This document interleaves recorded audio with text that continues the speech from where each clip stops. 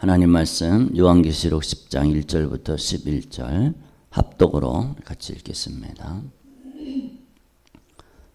내가 또 보니 힘센 다른 천사가 구름을 입고 하늘에서 내려오는데 그 머리 위에 무지개가 있고 그 얼굴은 해 같고 그 발은 불기둥 같으며 그 손에는 펴놓인 작은 두루마리를 들고 그 오른발은 바다를 밟고 왼발은 땅을 밟고 사자가 부르짖는 것 같이 큰 소리로 외치니 그가 외칠 때에 일곱 우레가 그 소리를 내어 말하더라.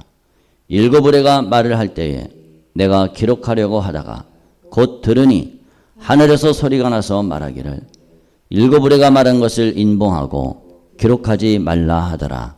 내가 본 바 바다와 땅을 밟고 서 있는 천사가 하늘을 향하여 오른손을 들고 세세토록 살아계시니 곧 하늘과 그 가운데 있는 물건이며 땅과 그 가운데 있는 물건이며 바다와 그 가운데 있는 물건을 창조하신 이를 가리켜 맹세하여 이르되 지체하지 아니하리니 일곱째 천사가 소리내는 날 그의 나팔을 불려고 할 때에 하나님이 그의 종 선지자들에게 전하신 복음과 같이 하나님의 그 비밀이 이루어지리라 하더라. 하늘에서 나서 내게 들리던 음성이 또 내게 말하여 이르되 내가 가서 바다와 땅을 밟고 서 있는 천사의 손에 펴놓인 두루마리를 가지라 하기로 내가 천사에게 나아가 작은 두루마리를 달라 한즉 천사가 이르되 갖다 먹어버리라. 내 배에는 쓰나 내 입에는 꿀같이 달려라 하거늘 내가 천사의 손에서 작은 두루마리를 갖다 먹어버리니 내 입에는 꿀같이 다니 먹은 후에 내 배에서는 쓰게 되더라. 그가 내게 말하기를 내가 많은 백성과 나라와 방언과 임금에게 다시 예언하여야 하리라 하더라. 아멘. 예, 오늘 말씀은 힘센 천사가 나오고 또 작은 두루마리가 이렇게 나옵니다. 9절에 작은 두루마리가 이렇게 나오죠. 요한계시록을 10장이니까 거진 절반을 이렇게 했습니다. 오늘 1절에서 1절 말씀에 이렇게 보면은 힘센 다른 천사가 구름을 입고 하늘에서 내려왔다고 그랬습니다. 그 머리는 무지개가 있고 그 얼굴은 해 같고 그 발은 불기둥 같다. 참 어떻게 보면은 무시무시한 모습을 이렇게 갖고 있습니다. 이것을 상징적으로 머리 위에 무지개가 있다. 무지개가 뭡니까? 그냥 무지개입니다. 그냥 무지개예요. 얼굴은 해 같다. 그냥 얼굴은 해 같은 겁니다. 문자 그대로 이해를 해야 됩니다. 하늘에서 소리가 났다고 그랬는데 4절에 보면 일곱 우레가 말할 때 하늘에서 소리가 나서 말하기를 일곱 우레가 말한 것을 인봉하고 기록하지 말라. 도대체 하늘에서 소리를 냈던 분이 누군가 이렇게 생각할 수 있는데 일곱 우레가 말한 것을 기록해라 하지 말아라 할 정도의 그 권한을 가지신 분이라면은 아마 성부 하나님이 아니겠는가. 성부 하나님으로 이렇게 보입니다. 오늘 이렇게 말씀을 볼 때 둘째 화가 하고 그 다음에 셋째 화하고 그 시간 간격이 계시록 11장 14절에 보면은 둘째 화는 지나갔으나 보라 속히 셋째 화가 속히 이르는도다 그랬거든요. 근데 이 9장에 보면은 계시록 9장에 보면 다섯째 천사 그 다음에 여섯째 천사가 나팔재앙에 이렇게 나옵니다. 그러니까 첫째 화가 다섯째 천사가 부는 나팔재앙이고 둘째 화가 여섯째 천사가 부는 나팔된 재앙이고 셋째 화가 일곱째 나팔 재앙인데 둘째 화와 첫째 화와 둘째 화는 같이 나옵니다. 금방 나와요. 금방 이렇게 9장에 금방 이렇게 나오거든요. 근데 그러면 셋째 천사가 셋째 화도 금방 나와야 되잖아요. 안 나옵니다. 속히 이르는도다 했지만은 금방 안 나옵니다. 왜 이렇게 금방 안 나올까? 결국은 이 셋째 천사가 부는 나팔, 셋째가 아니라 셋째 화, 일곱째 천사가 부는 이 나팔 재앙이 결국은 이제 어디 나오냐면은 15장에 가서 나옵니다. 15장에 가서 15장에 휴거되는 모습이 그렇게 나오죠. 일곱째 천사가 부는 나팔 소리가 11장 15절에 일곱째 천사가 나팔을 부는데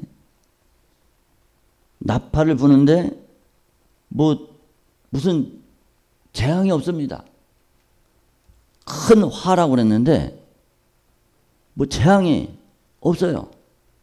없고 그냥 12장에 바로 12장에 무슨 여자가 나오고 이렇게 나옵니다. 왜 이렇게 뜸을 들이는 것처럼 보일까? 11장에는 두 증인이 이렇게 나오죠. 그 다음에 12장은 사탄이 나오고 13장은 적그리스도와 거짓 선지자가 나오고 14장에는 14만 4천이 등장하고 15장에는 극한 어려움 속에서 휴거되는 성도들의 모습이 나오고 16장에 가서야 비로소 악인들에게 영원한 형벌이 내립니다. 그러니까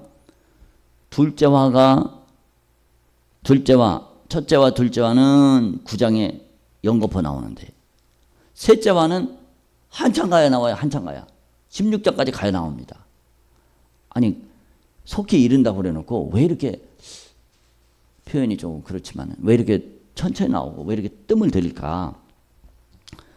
왜 그러냐면은 셋째 화가 왜 오게 되었는지 그 이유를 설명을 합니다. 그러니까 쉽게 얘기하면 셋째 화, 그러니까 이게 좀 헷갈릴 수가 있습니다. 일곱째 나팔 재앙이 셋째 화입니다. 이게 가장 큰 화죠. 가장 큰 재앙이죠. 그러니까 셋째 화, 일곱째 나팔, 이것이 뭐냐? 16장부터 이제 펼쳐지는 7가지 대접 재앙이 나옵니다. 7 대접 재앙이 바로 셋째 화입니다. 이제는 셋째 화가 이제 끝입니다. 끝.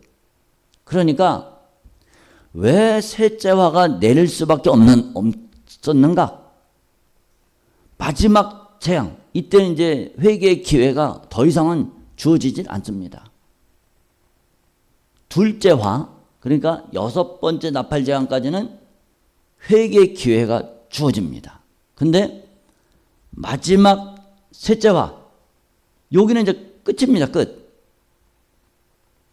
6번째 나팔 재앙이 회개할 수 있는 마지막 기회입니다.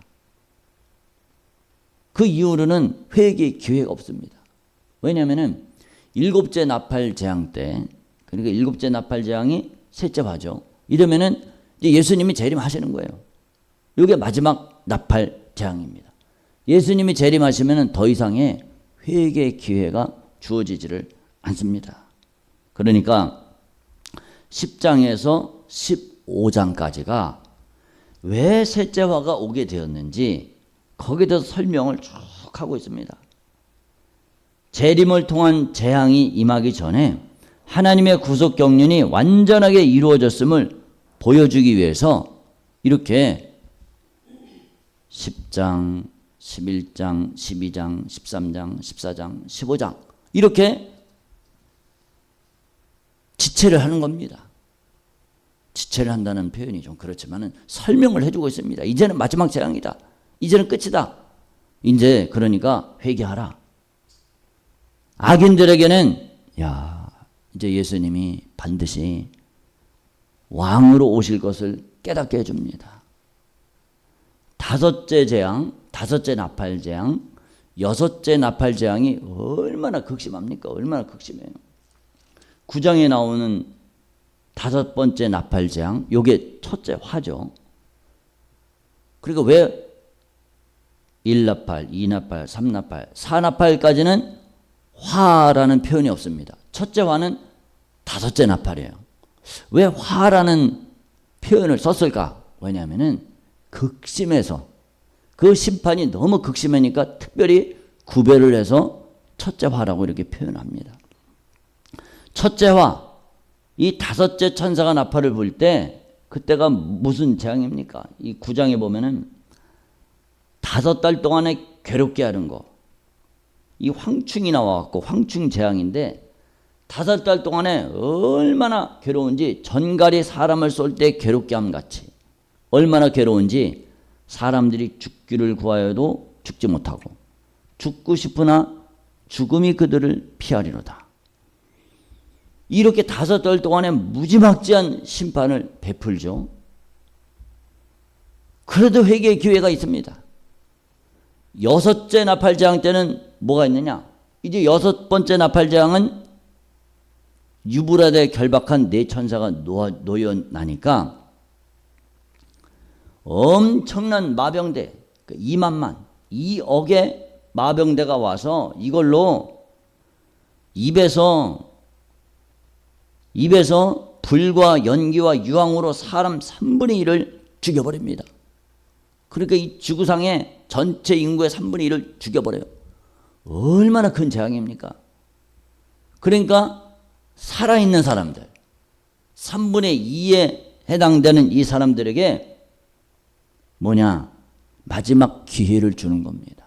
이제는 진짜 이제 마지막 셋째 화가 남았다. 이 셋째 화에는 더 이상의 회개의 기회가 없다. 이 재앙, 여섯째 천사가 부는 이 나팔 재앙을 통해서 이 죽음의 재앙을 통해서 회개하라. 회개하지 못하면 이제 끝난다. 그거를 굉장히 강조를 해주고 있습니다. 그러면서 왜 애굽에 10가지 재앙이 내리잖아요. 재앙이 내릴 때 애굽의 술객들도 한 2가지인가는 따라했습니다. 물이 피가 되는 거, 또 이래 한 2가지 정도는 따라했어요. 그러다가 애굽의 술객들이 따라하지 못했습니다. 그러면서 뭐라고 그러냐? 이거는 하나님이 내리는 재앙입니다. 우리 항복합시다. 우리 안 되겠습니다. 이거는 여호와 하나님이 내리는 재앙이니까 반드시 항복해야 우리가 삽니다. 애굽이 망하는 줄을 알지 못합니까? 이렇게 바로 왕한테 하소연을 했습니다. 그래도 회개하지 않고 말을 안 듣습니다. 여기도 마찬가지예요. 이제 세상 사람들이 이 재앙은 진짜 이거는 하나님으로부터 오는 재앙이 틀림없다. 이거는 우리는 끝장난다 이제. 진짜 하나님이 살아계시는구나. 이거를 시인하지 않을 수가 없습니다. 그런데도 사람들이 회개하지 아니하고 오히려 여러 귀신과 또는 보거나 듣거나 다니거나 하지 못하는 금은 동과 목석의 우상에게 절하고 살인과 복술과 음행과 도둑질을 회개하지 아니하더라. 사람들의 마음이 얼마나 완악한지 회개를 안 했다는 겁니다. 주님은 기회를 주십니다. 근데 이 기회가 언제까지나 지속되는 게 아니라는 겁니다. 반드시 때가 있다는 겁니다. 오늘 우리에게도 하나님이 무엇을 주시는가? 기회를 주십니다. 회개의 기회를 주신다는 겁니다. 그런데 이 회개의 기회를 저버리면은 끝장이라는 겁니다. 누가복음 그 탕자의 비유 말씀을 보면은 둘째 아들이 아버지의 재산을 가지고 가서 다 항진하다가 결국은 돼지가 먹는 돼지 사료, 쥐염 열매, 이것도 먹을 게 없어갖고 결국은 내가 여기서 굶어 죽겠구나. 그래서 아버지한테로 돌아왔잖아요. 너무 힘들고 어렵고 고통스러우니까 회개를 했습니다. 내가 하늘과 아버지께 죄를 지었습니다. 내가 이제 아버지께로 돌아가서 아버지여 나를 품꾼의 하나로 써주소서. 이러면서 내가 아버지께로 돌아가자. 이런 결심을 했습니다. 그런데 이거는 이제 여기 이제 적용을 시켜보면은 만약에 탕자가 둘째 아들이 이렇게 엄청난 시련이 닥쳐와도 내 목숨이 죽어가는 이런 고통 속에서도 회개 안 해. 회개 안 하고 마음을 강박하게 하고 아버지께로 돌아가질 않아. 만약에 그랬다고 쳐요. 그러면 어떻게 되겠습니까? 그럼 그냥 죽는 겁니다. 죽으면 그걸로 끝입니다. 오늘 우리도 마찬가지라는 겁니다. 하나님께서 우리에게 기회를 주십니다. 모든 사람이 죄를 범했다고 그랬습니다. 만일 죄가 없다고 하면은 하나님을 거짓말하는 자로 만든다고 그랬어요. 우리는 뭘 해야 되느냐? 회개해야 된다는 겁니다. 회개해라. 하나님이 우리에게 계속해서 요구하시는 것이 무엇인가? 인류에게 계속 요구하시는 것이 무엇인가? 회개하라. 회개하라. 회개하라. 회개를 원하십니다. 그런데도 회개하지 않는다. 마음을 완악하게 먹고 회개하지 않는다. 그러면 어떻게 됩니까? 마지막 이제 셋째와 일곱째 나팔재앙. 그 일곱째 나팔재앙이 바로 일곱 가지 대접재앙입니다. 일곱 가지 대접재앙을 받을 수밖에 없다는 겁니다. 오늘 우리는 그러니까 오늘 우리는 어떻게 되느냐? 하나님 말씀 들을 때 회개하라는 겁니다. 회개하고 돌이키라는 겁니다. 내가 말씀대로 살지 못하는 그런 부분들 철저하게 깨닫고 하나님 내 마음이 완악해지지 않도록 붙잡아 주세요. 이 사람들이 이렇게 성경을 이렇게 읽어보면은 아니 도대체 인류가 3분의 1이 죽임을 당하는 것을 보면서 왜 도대체 회개하지 않는 거야 도대체. 성경을 보면은 참 이해하기가 참 어렵잖아요. 이 재앙으로 죽지 않고 남은 사람들은 손으로 행한 일을 회개하지 아니하고 오히려 우상에게 절하고 그런다는 겁니다. 아니 죽는 것을 보면서도 왜 회개하지 않는 거예요 도대체? 왜 그럴까? 왜 그러냐면은 귀신한테 사로잡혀서 그래요. 악한 영에게 사로잡혀서 마음이 완악해져서 그렇습니다. 그럼 만약에 심판대 앞에 딱 섰을 때 너 왜 회개하지 않았어? 왜 회개하지 않았어? 그럴 때 아니 저는 회개하고 싶었는데요. 악한 영 때문에 그랬어요. 귀신이 회개를 못하게 해서 내 마음을 강팍하게 해서 회개 못했어요. 그렇게 핑계를 댈 수도 있겠죠. 근데 그 핑계가 안 통한다는 겁니다. 아담과 하와가 선악을 알게 하는 나무의 실과의 열매를 먹고 따먹고 내가 어디 있느냐? 왜 내가 네게 먹지 말라고 명한 그 나무의 실과를 너는 먹었느냐? 그랬더니 뭐라고 하냐면 하나님이 내게 주신 여자 쟤 때문에 그랬어요. 쟤 때문에 내가 먹었어요. 근데 여자한테 물으니까 뱀이 그렇게 했어요. 핑계를 대잖아요. 하나님 앞에서는 핑계가 안 통한다는 겁니다. 하나님 앞에서는 그 어떤 핑계도 될 수가 없다는 거예요. 오늘 우리도 마찬가지입니다. 내가 말씀대로 못 사는 거, 말씀대로 살아가지 못하는 거, 충성하지 못한 거, 그게 주님 누구 때문에 그런 건데요? 이것 때문에 그런데요?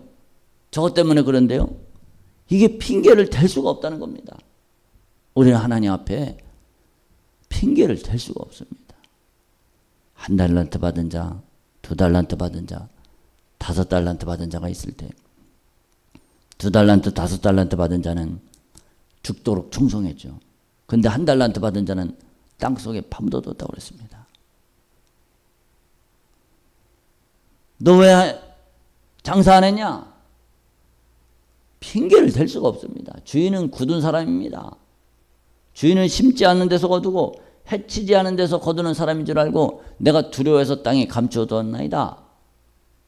이게 핑계가 안 된다는 거예요. 이 악하고 게으른 종아, 차라리 은행에 맡겨서 이자라도 받게 하는 것이 내 뜻이 아니겠느냐. 책망받아서 어두운 가운데 쫓겨났다고 그랬잖아요. 오늘 우리도 마찬가지입니다. 하나님은 우리에게 뭘 요구하시느냐?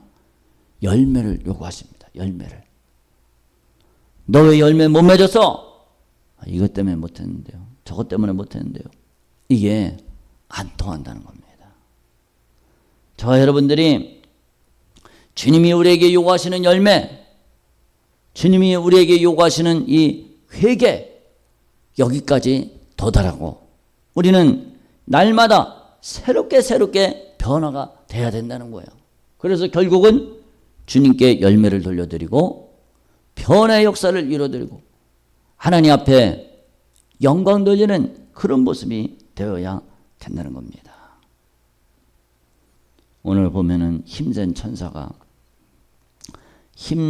다른 천사가 구름을 입고 하늘에서 내려오고 그 머리에 무지개가 있고 얼굴은 해같고, 그런데 뭐 했냐? 이제 여러분, 오른발은 바다를 밟고 왼발은 땅을 밟고,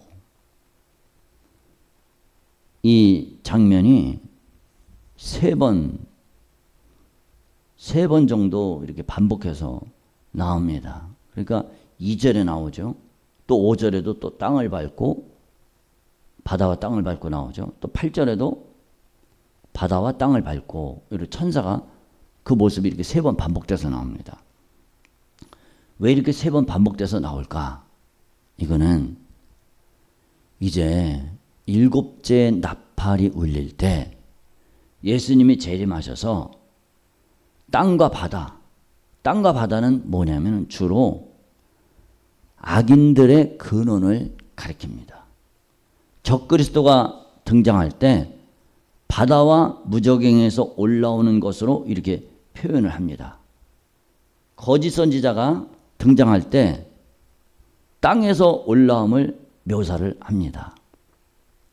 그러니까 땅을 밟고 바다를 밟고, 이것은 예수님이 오셔서, 주님이 오셔서 온 세상의 악인들을 발로 밟을 거, 철장으로 다스릴 거, 이거를 암시를 해주고 있습니다. 이 요한이 이제 기록하려고 그랬어요. 요한이 7 우레가 말한 것을 기록을 하려고 그랬습니다. 그랬더니 4절에 보니까 너 기록하지 마. 임봉하고 기록하지 마. 도대체 이 7 우레가 무엇일까? 7 우레가 무엇일까? 누구일까? 7째 천사가 말한 7째 나팔이 울리는 것의 비밀. 7 우레는 재림의 시점을 얘기하잖아요. 7 우레는 다른 곳에서는 7이라는 숫자하고 연결해 볼 때 7 영, 7 눈, 그리고 켠 7 등불, 이걸로 묘사된 성령으로 보입니다. 성령으로 이해하는 것이 옳다고 봅니다. 하나님의 비밀이 이루어지는 때, 그게 뭘까? 선지자들에게 전하신 복음의 핵심은 무엇인가? 7절에 보면은 7째 천사가 소리내는 날, 그의 나팔을 불려고 할 때에 하나님이 그의 종 선지자들에게 전하신 복음과 같이 하나님의 그 비밀이 이루어지리라. 그 비밀이 무엇인가? 선지자들에게 전하신 복음의 핵심은 무엇이냐면은 만왕의 왕으로 이 땅에 다시 오시는 예수님, 그분이 핵심입니다. 구약 성경은 초림의 메시아에 대한 이야기도 있지만은 만왕의 왕으로 오시는 재림의 메시아에 대한 기록으로 가득 차 있습니다. 가득 차 있어요. 특별히 선지서나 시편, 재림의 메시아로서 온 세상을 통치하시는 예수님의 이야기가 많이 기록이 되어 있습니다. 하나님의 비밀이 뭡니까? 그 비밀이 바로 예수님이 재림하시는 겁니다. 성경의 많은 곳에서 증거하고 있습니다.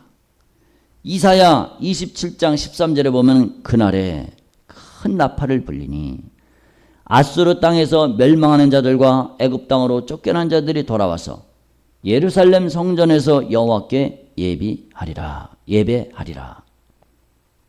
고린도전서 15장 51절.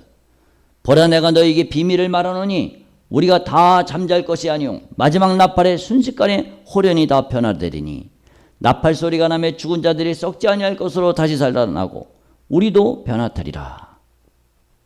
예수님이 일곱째 나팔을 불 때 재림하십니다. 예수님은 이 나팔을 큰 나팔 소리라고 그랬습니다. 바울 사도는 마지막 나팔이라고 그랬습니다. 하나님의 나팔 소리라고 그랬습니다. 더 이상 나팔이 없습니다. 8번째 나팔은 없습니다. 7번째 나팔이 끝입니다. 하늘에서 들려던 음성이 요한에게 명령하신 것은 뭡니까? 뭐냐면은 10절에 보니까 갖다 먹어버리라. 9절에 내 배에는 쓰나 내 입에는 꿀같이 달려라. 그랬더니 진짜로 입에는 꿀같이 다나 먹은 후에는 배에서 쓰게 되더라. 그랬습니다. 그럼 이 작은 책이 무엇인가?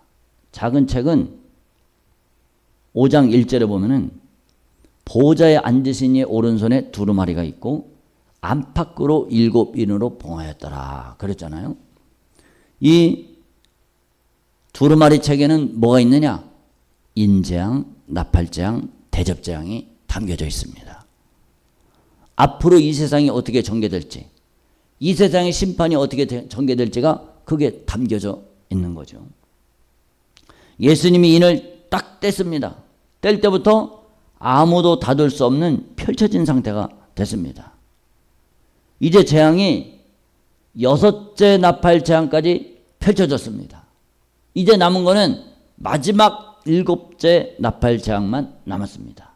그러니까 마지막 7번째 나팔 재앙만 남았으니까 이제 작은 두루마리가 된 겁니다. 작은 책이 된 겁니다. 작은 책이. 천사가 요한에게 너 두루마리를 먹어라. 그때 어떤 현상이 나타났습니까? 책을 먹는다는 말은 뭡니까? 이 책에는 심판과 회개에 대한 계시가 수록되어 있습니다. 먹는다는 얘기는 말씀을 잘 소화시킨다 이런 뜻이 있죠. 그 책을 먹을 때는 입에는 꿀같이 답니다. 먹은 후에는 뱃속에서는 쓰게 됩니다. 에스겔 3장 2절 3절에 보면 똑같습니다. 내가 입을 벌리니 그가 그 두루마리를 내게 먹이시며 내게 이르시되 인자야 내가 내게 주는 이 두루마리를 내 배에 넣으며 내 창자에 채우라 하시기에 내가 먹으니 그것이 내 입에서 달기가 꿀같이 되었더라. 왜 입에서 달기가 꿀같이 됩니까? 계시를 받을 때는 기쁩니다. 하나님의 말씀을 내가 들었어요. 계시를 받았습니다. 하나님의 음성을 들었습니다. 기쁩니다. 하나님이 이 세상을 우리가 이렇게 고통 중에 있고 고통 가운데 있고 힘든 가운데 있어. 환난 가운데 있어. 근데 하나님이 우리를 기억하신대. 하나님이 우리 기도를 들으신대. 내가 기도를 아무리 해도 응답이 없을 때가 있잖아요. 답답하잖아요. 근데 하나님이 말씀하셔. 얼마나 기쁩니까? 근데 그 계시가 일어날 것에 대해서는 마음이 아프다는 겁니다. 심판이 일어나고 재앙이 일어나니까 마음이 아프잖아요. 결국은 선지자나 사도는 계시의 전달을 받은 것뿐만이 아니고 묵상한 후에 전달해야 되는 책임을 가집니다. 말씀을 먹으면 구원의 감격으로 입에는 꿀처럼 단맛이 납니다. 근데 말씀대로 살려고 할 때 다가오는 핍박과 시련 때문에 배에는 쓰게 됩니다. 사도 요한이 이 말씀을 가슴에 새길 때는 얼마나 또 마음이 아프겠습니까? 왜 마음이 아플까요? 에스겔 말씀에 나는 18장 말씀인 거예요. 악인이 죽는 것을 기뻐하지 않는다 그랬습니다. 악인이 돌이켜 떠나 사는 것을 기뻐한다고 그랬습니다. 악인이 망하는 거, 이 세상이 심판당해서 핍박자들이 망하는 거, 그거를 볼 때 얼마나 마음이 아프겠습니까? 그리고 또 하나님 말씀을 증거할 때 아직 생존해 있잖아요. 우리 성도들이 우리가 그리고 사도 요한이 우리가 복음을 전하려고 할 때 어려움을 당하는 것들이 눈에 보이잖아요. 환난과 핍박이 눈에 보이잖아요. 그런 걸 볼 때 얼마나 또 마음이 아프겠습니까? 그러나 우리에게 주어진 사명, 전달해야 될 책임, 그가 내게 말하기를 내가 많은 백성과 나라와 방언과 임금에게 다시 예언하여야 하리라. 이 말씀을 전달해야 될 책임이 우리한테 있다는 겁니다. 말씀을 전달할 때, 우리에게 주어진 사명을 감당할 때 이것이 쉬운 일이 아니라는 거예요. 자신의 사명을 감당하는 것이 쉬운 일이 아니라는 겁니다. 하나님의 아들은 어땠습니까? 주여, 아버지여, 만일 아버지의 뜻이거든 이 잔을 내게서 옮기시옵소서. 그러나 내 원대로 마시옵고 아버지의 원대로 되기를 원하나이다. 예수님은 자신에게 주어진 사명, 자신에게 주어진 이 책임, 이거를 쓴 잔으로 표현했잖아요. 예수님이 또 한편으로는 기쁘다는 표현도 했고 또 쓴 잔으로 표현을 했고 그렇게 표현을 했습니다. 수많은 사람들이 예수님의 십자가의 피로, 십자가에 쏟으신 그 피로, 살찌드신 그 사랑으로 구원받을 것을 생각하니까 얼마나 기쁩니까? 예수님이 기쁨이 충만하다고 그랬어요. 또 그거는 기쁩니다. 근데 자신이 당할 그 고난의 십자가를 생각할 때 얼마나 또 슬프고 힘듭니까? 이 두 가지가 같이 있잖아요. 예수님은 자신에게 주어진 이 쓴 잔을 감당하기 위해서 어떻게 하셨습니까? 누가복음 12장 22장 41절에 보면 그들을 떠나 돌 던질 만큼 가서 무릎을 꿇고 기도하여 아버지여, 만일 아버지의 뜻이거든 이 잔을 내게서 옮기시옵소서. 그러나 내 원대로 마시옵고 아버지의 원대로 되기를 원하나이다. 천사가 하늘로부터 예수께 나타나 힘을 더하더라. 예수께서 힘쓰고 애써 더욱 간절히 기도하시니 땀이 땅에 떨어지는 핏방울같이 되더라. 예수님이 충성된 증인으로 하나님 말씀을, 하나님의 명령을 받아서 그거를 순종을 하고 실천을 할 때 우리를 위해서, 나를 위해서 십자가 지시고 나를 영원한 사망과 지옥, 하나님의 진노에서 건져내기 위해서 내가 하나님의 자녀로 거듭난다는 것을 생각할 때 얼마나 기뻤겠습니까? 또 한편으로는 그러기 위해서 그냥 되는 것이 아니라 내가 십자가의 고난을 감당해야 될 것을 생각할 때 얼마나 또 힘들겠습니까? 내 마음이 고민하여 심히 죽게 되었다. 이런 표현이 나오잖아요. 얼마나 고민하고 죽도록 힘들었겠습니까? 그래서 그 사명을 감당하기 위해서 그냥 되는 것이 아니라 하나님이 도와주셔야 되는구나. 성령께서 붙잡아 주셔야 되는구나. 그러니 주님이 기도하셨습니다. 땀방울이 핏방울이 되도록 그렇게 기도하실 때 비로소 자신의 사명을 감당하실 수가 있었습니다. 오늘 우리도 진심으로 사도 요한도 그렇고 초대교회 성도들도 그렇고 그들이 자신의 사명을 감당하기 위해서 뭘 했습니까? 기도로 사명을 감당했습니다. 기도할 때 어떻게 합니까? 성령께서 붙잡고 도우시는 역사가 일어납니다. 성령이 붙잡아 주십니다. 성령이 도와주셔요. 성령이 도와주실 때 우리가 우리의 사명을 감당할 수가 있습니다. 주님, 나는 이 길을 갈 수 없습니다. 주님이 내게 힘주실 때 가능합니다. 감당할 수 있습니다. 그러니까 내게 힘주세요. 이렇게 기도할 때 우리가 감당할 수가 있다는 겁니다. 우리 모두 예수님처럼 기도해서 성령 충만히 받고 하나님의 사명을 잘 감당하는 우리 모두가 다 되시기를 주님의 이름으로 축복합니다. 아멘. 우리 주여 한번 부르신 후에 기도하시겠습니다. 하나님, 내게 힘을 주시고 주여 내게 주어진 이 사명, 내게 주신 이 사역 감당할 수 있는 능력을 달라고 주여 한번 부르는 후에 기도합니다. 주여, 하나님 아버지의 은혜를 감사합니다. 아버지, 수많은 사람들이 재앙을 겪으면서도 회개하지 않고 돌이키지 않았습니다. 마음이 완악했습니다. 아버지, 내 마음이 완악해지지 않게 해주세요. 이 원수는 어떻게든지 내 마음을 완악하게 해서 회개하지 않게 만듭니다. 주님, 강팍하게 만듭니다. 아버지, 내 마음이 강팍해지지 않게 해주세요. 주여, 내 마음이 부드러워서 옥토와 같아서 정말로 주님의 말씀대로 따라 살 수 있도록 붙잡아 주시고 회개에 이를 수 있도록 붙잡아 주시고 주여, 사도 요한처럼 주님의 사명을 받을 때 아버지여 그 사명을 감당하게 하여 주옵소서. 주여, 붙잡아 주세요.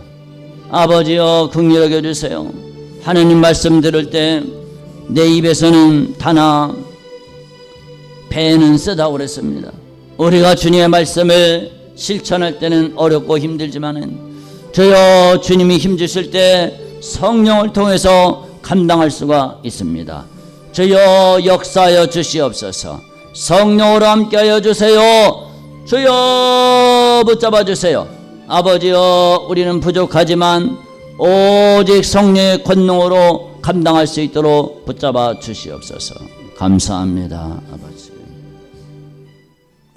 하나님 아버지의 은혜를 감사합니다. 주님, 이제 마지막 7 나팔 재앙이 남았습니다. 7번째 나팔 재앙이 마지막 재앙입니다.